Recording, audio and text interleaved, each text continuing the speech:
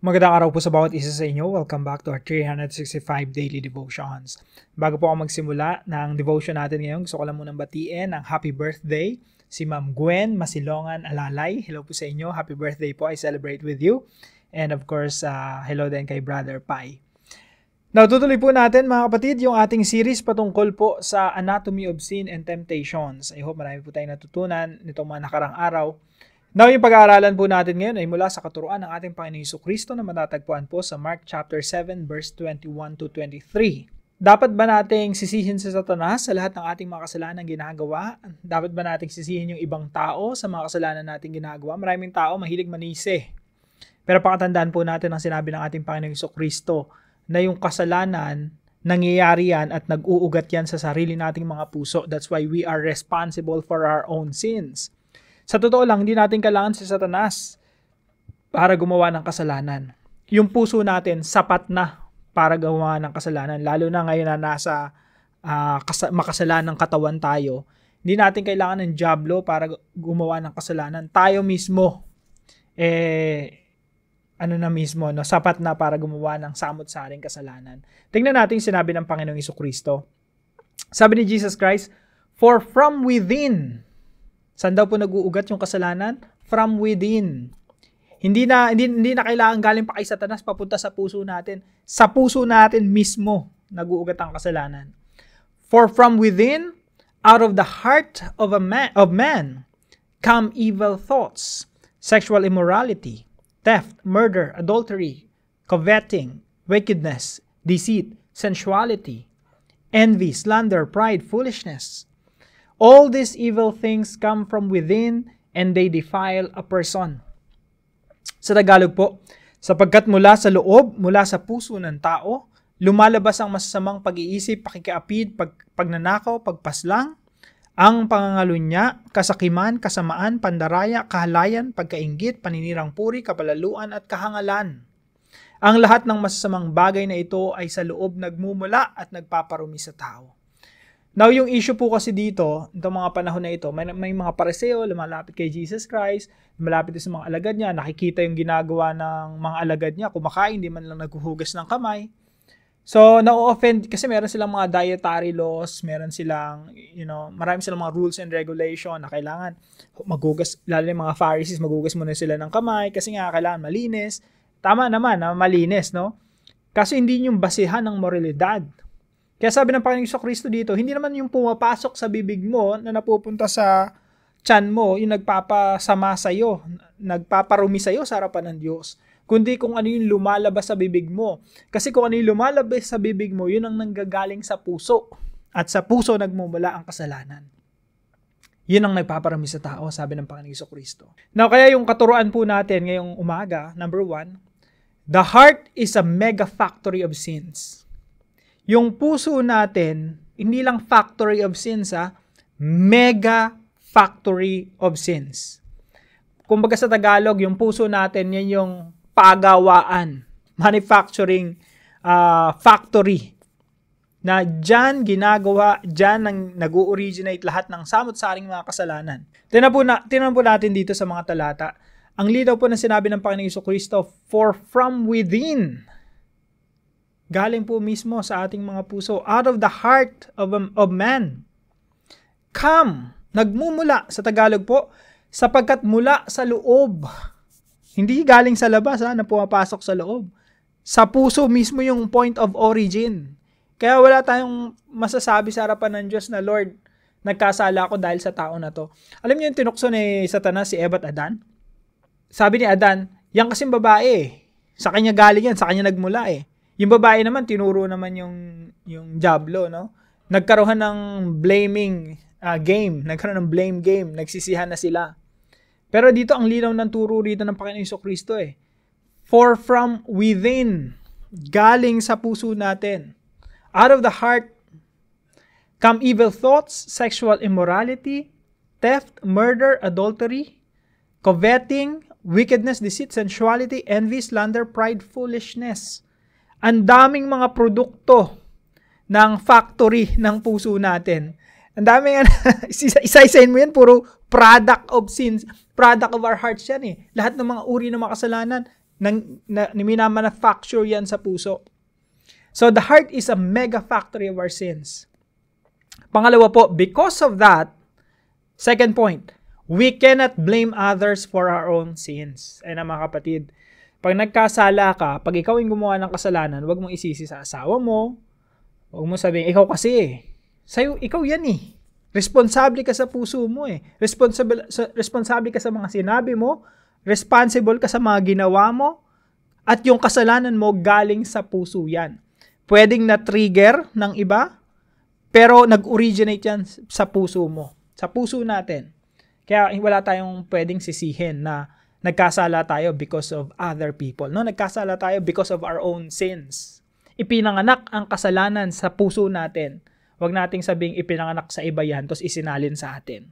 Yung mga anak, kung hindi ka pinalaki ng magulang mo ng tama, kung inabandonan ka, pinabayaan ka, no?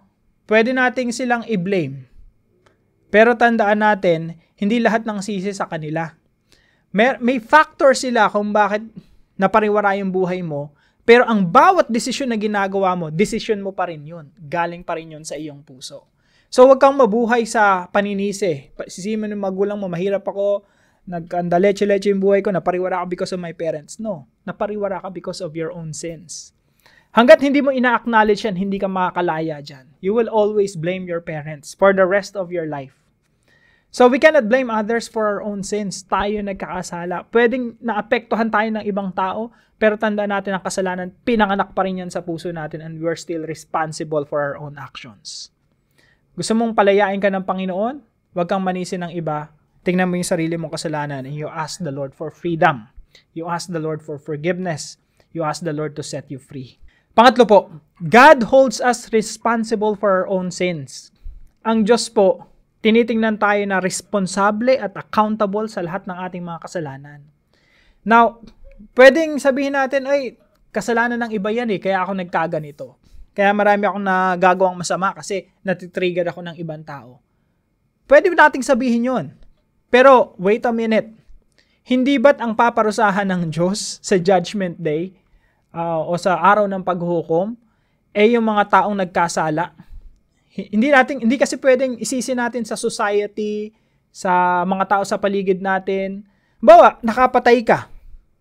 Hindi naman ang ikukulong yung nagpalaki sa iyo Ang ikukulong ikaw. 'Di ba?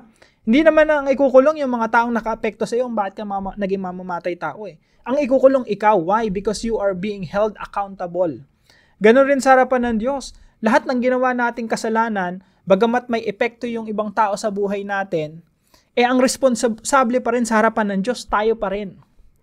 Kaya dapat matutunan nating pumihit Lord, it's my fault. Hindi ito kasalanan ng iba, kasalanan ko to, forgive me, set me free. Tulungan niyo po ako, iligtas niyo po ako mula sa aking mga kasalanan. That's the proper attitude. Now, application number 1. Napakalaga po nito. Do not let the seed of sin germinate. Take root and grow. Lahat po tayo, merong buto ng kasalanan sa ating puso. Okay? Lahat po tayo. Huwag po nating hayaang mag-germinate. Yan yung biglang yung magsimulang tumubo, mag-ugat at lumago. Huwag nating hayaan yon. Sabi ni John Owen, si John Owen kasi yung nagsulat ng The Mortification of Sin. Sabi niya, the seed of every sin is in every heart. Yung buto ng bawat kasalanan ay nasa bawat puso ng tao. Ibig sabihin sa puso mo kapatid, ikaw na nakikinig ngayon, may buto dyan ng kasalanan. Nasa sayo na lang yung kung didiligan mo, no? Gagawin mo, i-cherish mo, alagaan mo, pag-uugatin mo, hanggang sa tumubo, hanggang sa lumago, hanggang sa alipinin ka na ng kasalanan. Do not let the seed of sin germinate, take root, and grow. Because it will become a beast within you. Yan yung magiging mortal mong kaaway. You can make your small sin to be your own monster. Yan din ang papatay sa'yo. Kaya yung point number 2 natin, kill sin before it kills you. Patayin mo na yung kasalanan bago ka patayin ito. Isipin mo parang ano yan, buto na tumubo. Hanggat maliit pa, putulin mo na, no? Bago pa maging habit yung isang kasalanan, putulin mo na. Alam niyo po yung mga addiction sa drug addiction, nicotine addiction, pornographic addiction, sex addiction. Nagsimula lang yun sa isang sex, isang sigarilyo, isang inom ng alak, isang tikim ng droga. Pero kasi yung maliit na yon, hindi pa habit yun eh. Kung yun pinutol na simulat sa pulpa, hindi na sana magiging addiction yun na lalamunin ka na ng droga, lalamunin ka na ng nicotine, ng alcohol, at ng, sexual immorality. Kill sin before it kills you. Patayin mo na yung kasalanan. Putulin mo na agad hanggat maliit pa, hanggat hindi pa siya habit, hanggat hindi ka pa dependent doon, hanggat hindi pa siya monster. Hanggat baby pa lang siya, embryo pa lang siya, putulin mo na, wag mo nang gawing habit. Sabi ni John Owen, be killing sin or it will be killing you. Dalawa lang yan. Ikaw yung papatay sa kasalanan, bago pa yun maging lifestyle mo, or yung kasalanan, pag naging lifestyle mo yan ang papatay sa'yo. Pili ka lang, dalawa lang. Be killing sin or it will be killing you. Now, point number 3. Ito po yung pinaka-importante sa lahat. Depend on the power of the Holy Spirit. Ayan. Hindi po ibig sabihin na patayin yung kasalanan. Parang lahat yan nakadepende sa atin. Kasi tayo nga mismo makasalanan eh. Tayo nga mismo alipin ng kasalanan. Lahat nga tayo may buto ng kasalanan sa ating mga puso na nag-aantay lang tumubo. No? Kailangan talaga yung mortification of sin, yung pag-subdue, yung pagpatay sa kasalanan, araw-araw yan ginagawa eh. And we cannot do that. Ang maagawa lang yan ay ang Santong Espiritu ng Diyos. Yan po ang kadahilanan, mga kapatid, listen to this. Ang main reason kung bakit ang Santong Espiritu isinugo at manahan sa atin, kung bakit tayo naging temple of the Holy Spirit, ibig sabihin, nananahan sa ating Espiritu, for that specific mission. Ang mission ng Banal na Espiritu ay isubdue, patayin, putulin araw-araw, yung pigilan at baguhin tayo. Pigilan ang paglago ng kasalanan sa buhay natin at baguhin tayo araw-araw. That's the purpose of the Holy Spirit because God knows that we cannot change ourselves. Only the Holy Spirit can change us. Again, kuha tayo ng quotation from John Owen. John Owen, brilliant, theologian. Long time ago. Sabi niya, the Holy Spirit alone can mortify sin. Yung Banal na Espiritu lang ang makakapag-subdue, makakakontrol, makakapatay sa kasalanan. He is promised to do that. Yung Banal na Espiritu, yun yung pinangako ng Diyos na mananahan sa atin for that purpose, mortify sin. Sabi dito, and all other means without Him are empty and vain.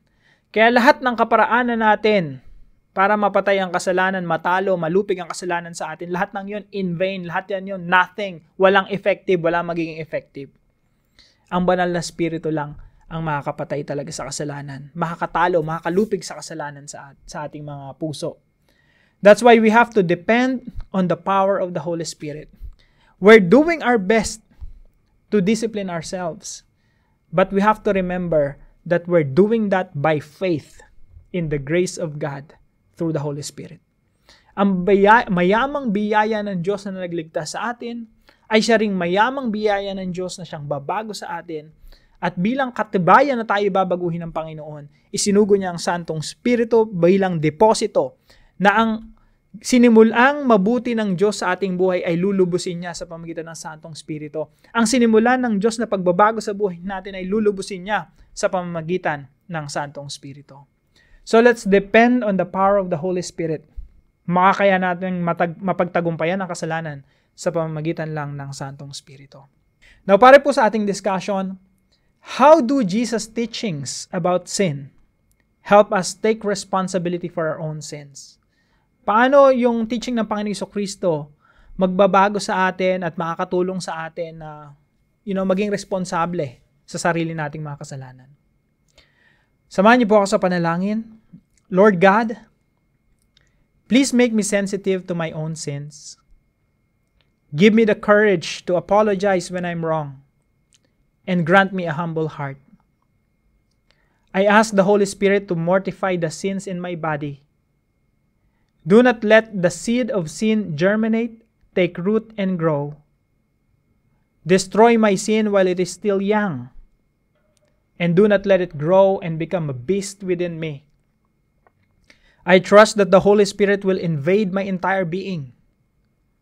Let Jesus rule over me. I submit myself to you. In Jesus' name, amen and amen. Salamat po sa katuwang natin sa devotion natin na ito, si Toldanes. Hello po sa inyo. Pagpalain po kayo natin, Panginoon. At kung kayo po may natutunan sa devotion na ito, ipalam nyo lang po sa comment section right below this video. And please share this devotion to your family and friends. God bless you po. See you po tomorrow, 5 a.m. dito sa ating daily devotion.